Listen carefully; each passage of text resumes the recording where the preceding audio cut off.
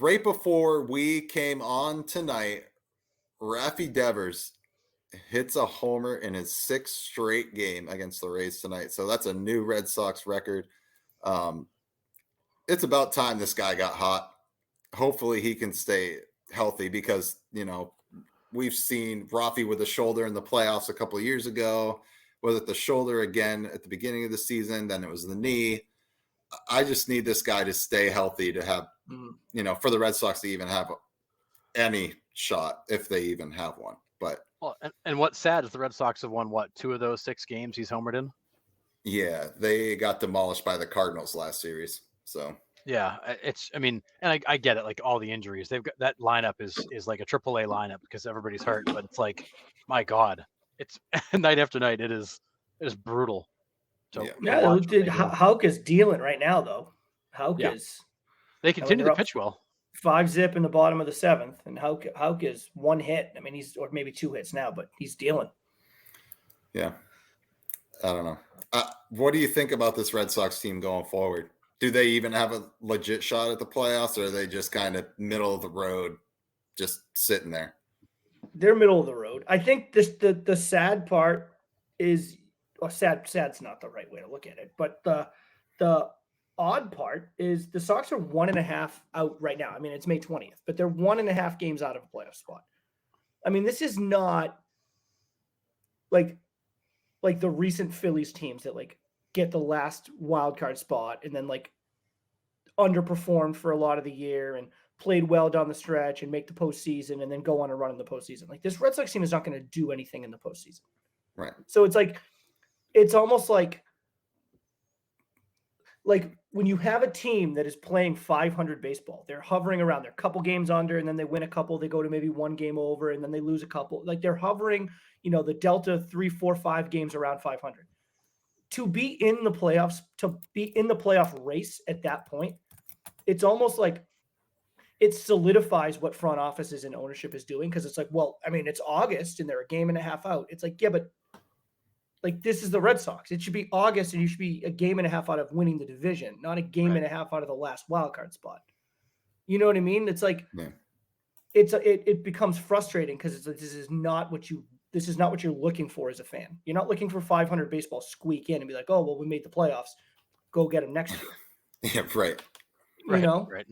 And adding that extra wild card spot makes all the difference. It does. Yeah, it really does. So I don't know. They're a middle of the road team. Like, they're going to hover around 500. They're going to go on runs where they get 5, 6, 7 games up. And then they're going to go on droughts where they're 2, 3, 4, 5 games back. I mean, they're going to hover right at 80 wins. Yeah. It's going to suck that, you're hovering there and, do we sell guys? Are we sellers at the deadline? Well, how can you be sellers at the deadline when you're 1.5 games out of a playoff spot? Like, how can you be sellers? But don't you dare go buy one guy at the deadline, because one guy ain't going to make the difference. Right. Yeah, you're stuck in the middle. So it's like you're stuck in the middle. It's that you're in that weird spot. Yeah.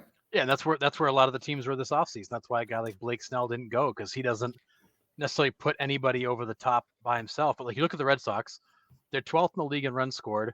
They're second in the league in ERA. But when you look at the split of starter versus reliever, their bullpen's a huge liability this year. Last year, this team scored runs, got no starting pitching, had a great bullpen. This year, they score runs, not as much as last year, but they're scoring runs. They're getting great starting pitching, and their bullpen's a liability. Like, they cannot seem to sync all 3 phases up. And their expected win-loss is 27-20. They've kind of thrown away 4 games. But you're not on top of it, defensively, watching this team play every night is also brutal. Lead the league in errors. Brutal. It's pathetic. It's the bad news bears out there. And I'm a Cora guy, but at what point do you look at the manager and be like, do you not prioritize defense? Like, defense matters. And I will give him, I'll talk out the other side of my mouth for a quick second. You got to give him a little bit of slack, like with the shortstop position. It's been a revolving door. It's been a nightmare since Story got hurt. They haven't really been able to get anybody in there. No. And it's like they want to put Rafael in there, but he's not. They don't see him apparently as an everyday shortstop. They want him in the outfield. And so, like, he gets a couple days at shortstop, and then he's in the outfield, and then he gets a couple days at shortstop, and then we're filling in with David Hamilton. It's just like Who?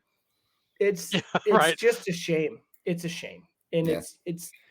I mean, we talk for years, man. Like, Yeah. I don't care how the game is changing. You have to be strong up the middle if you want to have any chance at competing in this league. Yeah. Defensively, you got to be strong up the middle. Catcher, middle infield, center field. You have to be. If Yep. you're not strong up the middle, you don't have a chance at sustaining any competing baseball. Yeah. You just don't have a chance. All right. We're going to And it move. goes- Oh, go ahead. So, well, and it goes back to what we talked about the Red Sox in the offseason. Like, they don't have any depth. They were kind of a big injury away from being in trouble.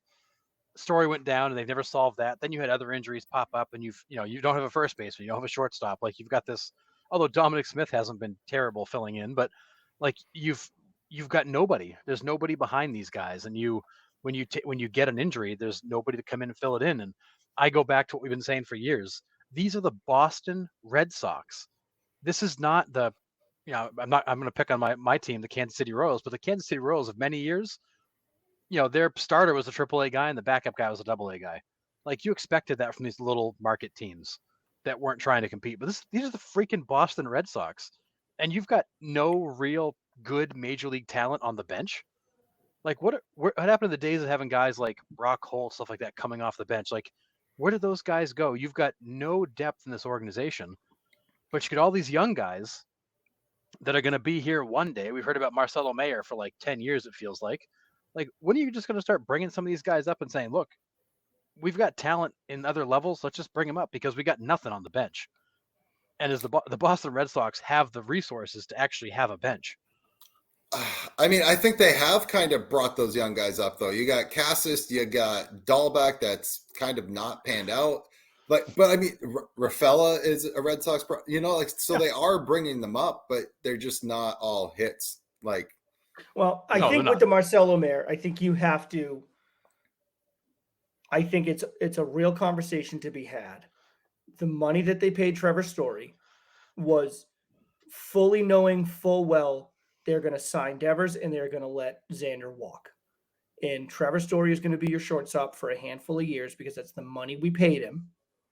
And through no fault of his own, in a way, I mean, with the injuries, it's not like this guy's, not in physical shape when he gets hurt running out a ground ball. I mean, this guy was put his body on the line and he had a terrible injury. I mean, if you bring Mayer up, now I want Mayer up. Don't get me. This is not me advocating keeping him down, but I have to wonder if some of this Red Sox thought process, if you bring Marcelo Mayer up and he does what he's expected to do, Trevor Story is now out on a limb.